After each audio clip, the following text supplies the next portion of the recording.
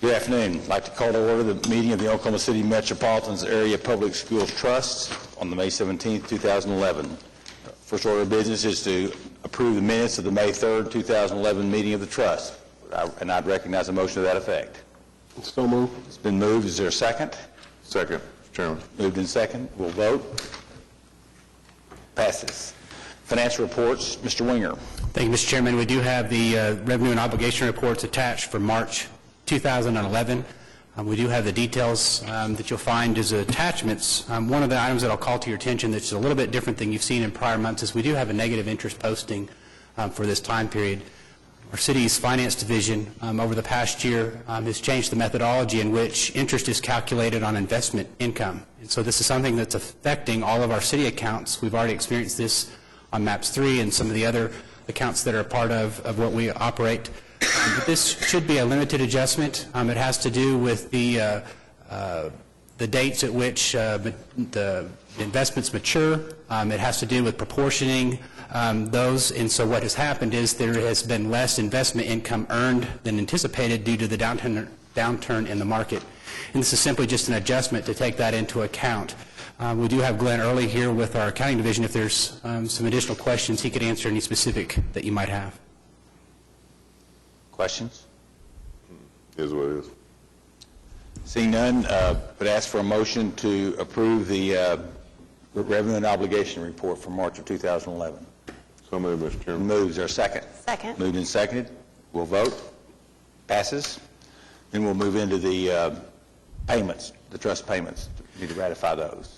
We do have the payments. The period is April 11th through May 4th. And if you look at the total, if you were to combine both the sales tax and the bonds, you'll see the period expended more than $7.7 million in that given month. So there's significant activity that we are expending in construction and design. Questions?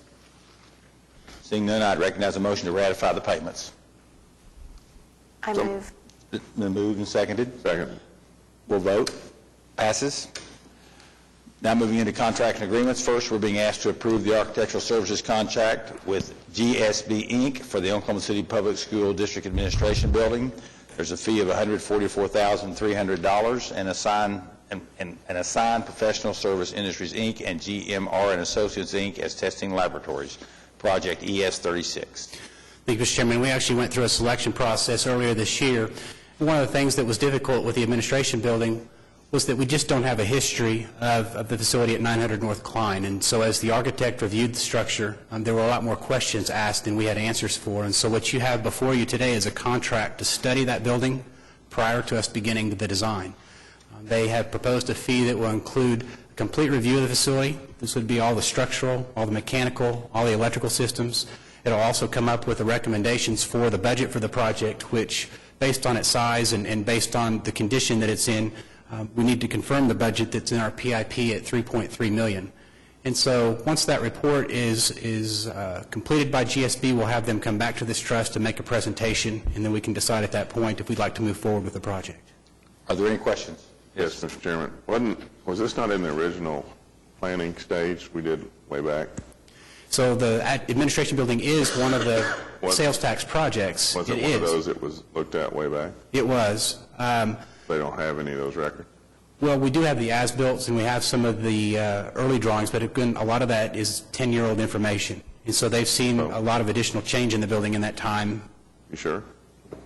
And this study will help fill in those gaps so that we know what to expect. Yes. Expensive study, $44,000. You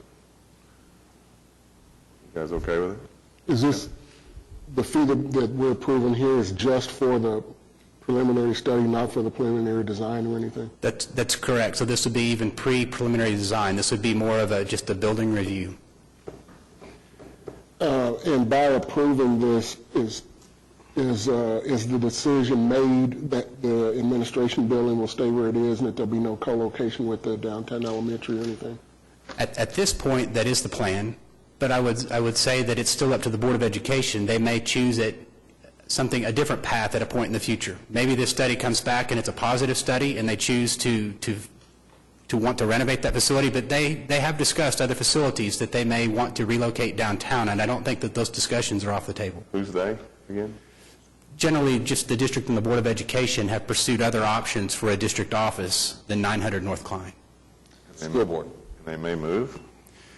It's just been discussed. I mean, there's no decisions yet been made. I think, again, the condition of the building and really finding out how bad it is will be an indication.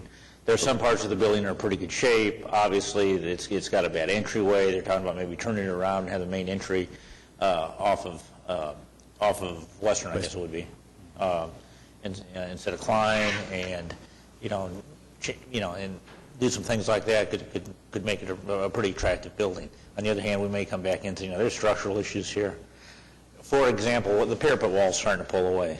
Now, does that mean that the building's sinking and we've got major structural problems? Or does that mean that we got some problems with the roof and just the parapet wall is pulling away? We don't know the answer to that at this point, whether that's a significant structural issue or a minor structural issue. No, that was in the old report. That what? No, that was in the old. The old report was pretty much of a Walkthrough. that facilities group did, like they did with a lot of the different schools that they went through. Nothing in detail, really. Right. Yes, Carla? So did we do any study like this for any other school building where we had a similar situation? Perhaps the information was outdated, years old? We recently at Emerson, we did do a limited study to try to determine if we could actually fit the program into those existing facilities. But I would say, generally speaking, no, we've pretty much just taken the schools in stride. This will be the first that we've done a really extensive study before we go forward. Any other questions? I'd recognize a motion for approval. I'll make that motion. I'll make that motion, but we need to decide what the school board's going to do before we spend any more money on this building. Are we agreed with that? I think we need to know what this building requires. Yes. After this point. Yeah, I think that would be the Okay. case. I'll make my motion. Motion's been made. Is there a second? Second. Made and second. We'll vote. Passes. Thank you. Next is we're being asked to ratify the issuance of and approve addenda numbers 1 and 2, award the contract-based bid plus alternates numbers 1, 2, and 3 to Atlas General Contractors for Palmer Lee Elementary School in an amount of $6,427,000 and approve contracts and bonds. Project ES 59. Thank you, Mr. Chairman. As I reported at our last meeting, we finally received a bid that was favorable, considering our last several had been over the budget. On May 3rd, we received the bids for the school. PIP estimate was $6,953,000. A&E estimate was about the same, so we were expecting it to be within budget. 5 bidders. The low bidder was Atlas, that is being recommended at $6,427,000, which is about $526,000 under the budget, and that includes all 3 alternates. The alternates were a cul-de-sac, some replacement windows, and a cafeteria expansion. So with that, we are recommending approval. Has Atlas worked before with us? They have. Successfully? Yes. Okay. Is there a motion for approval? It's been moved. Is there a second? Second. Moved and seconded. We'll vote. Approved. Thank you. Next item is to approve agreement for additional improvements to the Independence Charter Middle School project ES 60. Thanks, Mr. Chairman. This is similar to the Wilson Arts agreement that we entered into several years ago to further enhance Wilson Elementary School. As we look at Independence Charter, we've also been approached by that charter school organization, and they'd like to do some additional improvements, most specifically to the gymnasium. They'd like to expand that gymnasium, and then also with a third party, put in a wood flooring system. The wood flooring is an addition to what we typically provide as a Maps for Kids project. And so they have raised funds. We've used the format of the agreement that we had on Wilson Arts and negotiated that with the charter school. It's set up to where the pricing for the additional improvements will be bid as an ad alternate, so we'll know that exact cost.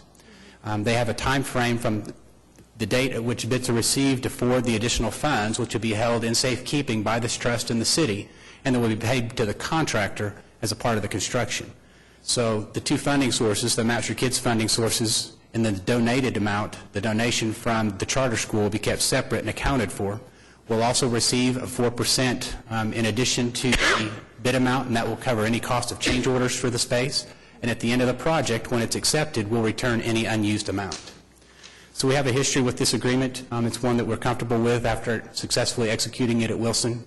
And this one's for, again, Independence Charter Middle School. Questions? Is there a motion for approval? So moved. It's been moved and seconded. Second. We'll vote. Approved. Moving to change orders. First is to approve change order number 7 for Cesar Chavez Elementary School, increase of $88,721.46, project ES-18. We believe this is going to be one of the final change orders for Chavez, and the project's complete. What you're going to see is several cleanup items. We've got some HVAC modifications for a network closet. There's a school logo that was requested by the school to be placed into the floor. We're also adding an exterior coating that's a graffiti resistance coating, just to ensure that the walls, if they are damaged, are to be easily repaired. There's also some other modifications as a part of the change order. Total change is less than 1%. The total changes to date are about 4.3%. Project contingency funds are available, and we recommend approval. Questions? Is there a motion for approval? Move to approve. Then moves or second? Moved and seconded. We'll vote. Approved. Next change orders. Approve change order number 6 for Fillmore Elementary School, increase of $37,056, project ES-33. Thank you, Mr. Chairman. Fillmore is about 85% complete, and there's 8 items on this change order. The 2 most significant are items numbers 2 and 3. You'll find some ceiling replacements that weren't originally scheduled as a part of the construction. You'll also see a building connection modification on item number 3 that provides some additional structural support to a load-bearing wall that's being connected to. Total changes is about 0.6%. When we combine those with all change orders, it's 2.7%. There's 10 days, and the project will complete in September of this year. We recommend approval. Questions? Is there a motion for approval? Move to approve. Been moved or second? Second. Moved and seconded. We'll vote. Approved. Next change order is change order number 1 for Prairie Queen Elementary School, increase of $78,110, project ES-54. Thank you. There's $78,110 worth of changes on 6 items, but the first 2 are the most significant. We're just beginning the work at that school, and there's 2 portable buildings and some temporary parking that just simply weren't included as a part of the project bid. Both are required. The portable buildings are in the way of the new addition. They were relocated to that location by the district, and they weren't aware that that's where the new addition was going to go, so this takes care of that. The temporary parking is just to make way for some of the parking that's being removed as a part of construction as well. The items that follow are also necessary. Total changes include 43 calendar days. That is time that extends some sewer that you'll find on the second page. We recommend approval. Questions? Is there a motion for approval? So moved. It's been moved. Is there a second? Second. How big is the percentage increase? It's 1.4% is this change order. Okay. Moved and seconded. We'll vote. Approved. Final change order. Recommended Board of Education of Independent School District number 89. Approved change order number 7 for Capitol Hill High School, decrease of $12,745, project EB-13. Thank you, Mr. Chairman. It is our final change order. It is a net credit. It's a 0.1% reduction. You'll find 2 significant items. One that's a credit where there's a conduit exchange. This was an item that was presented by the contractor that does not change the quality of finishes, but is obviously a significant credit that can be realized. There's also some code revisions due to an extension of a fire lane, $79,346 that are being included at the request of the fire marshal. We recommend approval of the change order. Any questions? Is there a motion for approval? So moved, Mr. Chairman. Been moved. Is there a second? Second. Moved and seconded. I have a question. Yes, sir. It was stated a couple of times this is the final change order. I'm assuming that means the final change order on our agenda, but not the final change order on this project. Yes, I'm sorry. Yeah, I'm the final on our agenda. We'll vote. Approved. Item number 6, approve the expenditure of funds for the purchase of furniture, fixtures, and equipment for Linwood Elementary School, not to exceed $66,250, project ES-46. Linwood's about 75% complete. We're now ready to place the furniture order. The $66,520 is the amount that's identified in the implementation plan. So we plan to expend that on the school. Recommend approval. Questions? Is there a motion for approval? Move to approve. It's been moved. Is there a second? Second. Moved and seconded. We'll vote. Approved.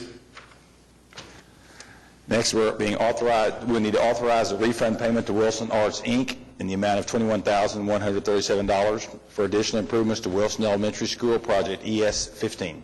Thank you, Mr. Chairman. We did complete the Wilson School earlier this year.